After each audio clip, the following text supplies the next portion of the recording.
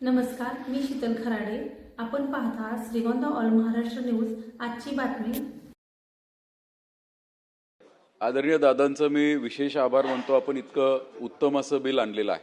त्याच्यामुळे नक्कीच चांगले विद्यापीठं आपल्या राज्यामध्ये येतील आणि प्रायव्हेट युनिव्हर्सिटीज आल्या तर नक्कीच याचा फायदा होणार आहे, विद्यार्थ्यांना फायदा होणार आहे. फक्त माझी या बिलाच्या बाबतीत दादा एक शंका होती. ही म्हणजे अलीकडच्या काळामध्ये जे आपल्याकडे एडेड कॉलेजेस आहेत किंवा ज्या युनिव्हर्सिटीज ऑलरेडी एस्टॅब्लिश्ड आहेत त्याच्या अंतर्गत असणाऱ्या एडेड कॉलेजची ॲडमिशन प्रोसेस ही अनेकदा आम्ही पाहतो ही डिले होती आणि प्रायव्हेट युनिव्हर्सिटीजला ॲडमिशनचा आपल्याकडे कोणता कंट्रोल नसल्यामुळे ते लवकर ॲडमिशन प्रोसेस कंप्लीट करतात. त्यामुळे हे जे एडेड कॉलेज आहेत याच्यामध्ये बरीचशी वेकन्सी राहते. मग आपण राऊंड 1, 2, 3, 4 घेतला तरी वेकन्सी राहण्याचं कारण असं आहे की आता तिकडे कल वाढत चाललेला आहे. पण हे सगळं होत असताना आपण ह्याच्यावरती कंट्रोल आणण्यासाठी ॲडमिशन्स एकत्र ठेवू शकू का, असा काही विचार करता येईल का? आणि त्याचबरोबर दुसरा एक माझा प्रश्न होता की तो म्हणजे हे जे आपण त्यांना फीस ठरवून देतो तर हे फी रेग्युलेटरी याच्यावरती आपण म्हणलं या बिलामध्ये तर अनेकदा आम्ही पाहतो पूर्वी मेडिकलला डोनेशन्स घेतले जायचे आणि राजरोसपणे कोणी बोलत नव्हतं, पण काय म्हणतात जाकलीमूठ 1.25 लाखाची अशी परिस्थिती होती.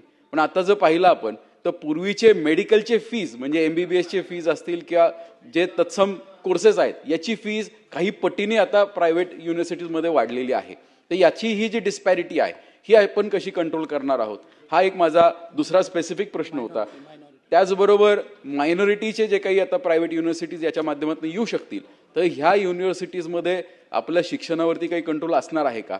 कारण काय होणार आहे की प्रायव्हेट युनिव्हर्सिटी ॲक्टनुसार त्या युनिव्हर्सिटी स्वतःचा सिलेबस आणू शकतात, स्वतःचे कोर्सेस आणू शकतात. मग जर यांनी स्वतःचे कोर्सेस आणले तर या कोर्सेसवरती आपल्या सरकारचं काही कंट्रोलिंग राहील का? कारण मध्ये आपण एक मराठीचा विषय झाला होता की मराठी भाषा ही अभिजात भाषा आहे, त्यामुळे नक्कीच ही भाषा राज्यामध्ये शिकवली गेली पाहिजे. उद्या जर आपण याच्यामध्ये असे काही प्रोव्हिजन्स ठेवले नाहीत तर नक्कीच या युनिव्हर्सिटीज या भाषेला पूर्णपणे अलिप्त करू शकतात अशी शंका मला वैयक्तिक वाटते. धन्यवाद. मंत्री महोदय, मला खूपच आनंद होतो आहे की नॉर्मल रस्ते आणि ब्रिजेसच्या पासून बाजूला येऊन इतका बेसिक शिक्षणाचा विचार होतोय. त्यांनी खूप महत्त्वाचा मुद्दा मांडला की ह्या प्रायव्हेट कॉलेजेसची ॲडमिशन लवकर सुरू व्हायची. प्रायव्हेट कॉलेज म्हणजे प्रायव्हेट विद्यापीठं, ज्याला आपण स्वयं अर्थसहाय्यित विद्यापीठ म्हणू, की ज्याला आपण हे स्वातंत्र्य दिलं की तुमचे कोर्सेस तुम्ही डिझाईन करा आणि ते सुद्धा नवीन शैक्षणिक धोरणामध्ये आवश्यकतेप्रमाणे रिजिडिटीला मराठी शब्द काय म्हणता येईल की आम्ही हेच वर्षानुवर्ष कोर्स चालवणार असं जे विद्यापीठात चालतं त्याच्याऐवजी आवश्यकतेप्रमाणे तुम्हाला तुमचा सिलेबस तयार करायला, कोर्सेस करायला परवानगी, याच्यातून स्वायत्त विद्यापीठं आली. त्यांची ॲडमिशन्स त्यांचं तसं मर्यादित कारोबार असल्यामुळे पटकन होते आणि आपली मग CETची निकाल लागून ॲडमिशन्स व्हायला सप्टेंबर उजाडतो. आपण ह्या वर्षी 2दा CETचा निर्णय केला.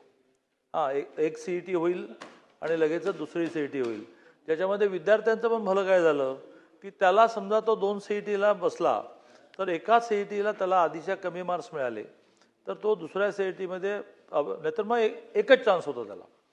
आता ह्यामुळे आपली ह्या वर्षी आपली जी कॉलेजेस आहेत, अनुदानित कॉलेजेस आणि विनाअनुदानित कॉलेजेस, स्वयं अर्थसहाय्यित विद्यापीठं नाहीत जे लवकर घेतात ॲडमिशन, तर ती ॲडमिशन्स पण लवकर होते.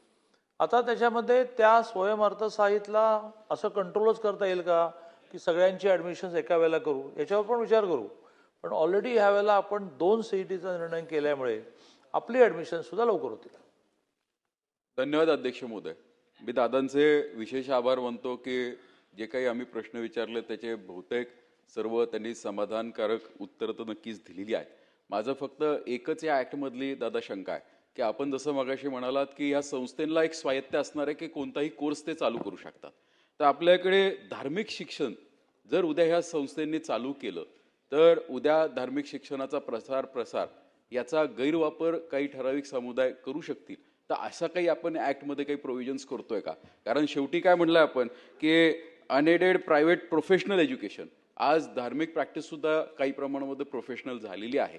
तर उद्या याच्यावरती काही आपल्याला बंधनं आणता येतील का किंवा काही अंकुश आणता येतील का किंवा असे काही प्रोव्हिजन्स ॲक्टमध्ये असतील तर आपण सांगितलं तर खूप बरं. ही असं एखादं स्वायत्त विद्यापीठ घेण्याची एक मोठी प्रक्रिया आहे. 10 एकर जागा पाहिजे, 1.25 लाख स्क्वेअर फीट बांधकाम पाहिजे, अनेक प्रकारच्या समित्या जाऊन त्याच्या चौकशा करतात, त्याचे अहवाल करतात, करत करत करत कॅबिनेटमध्ये विषय होतो.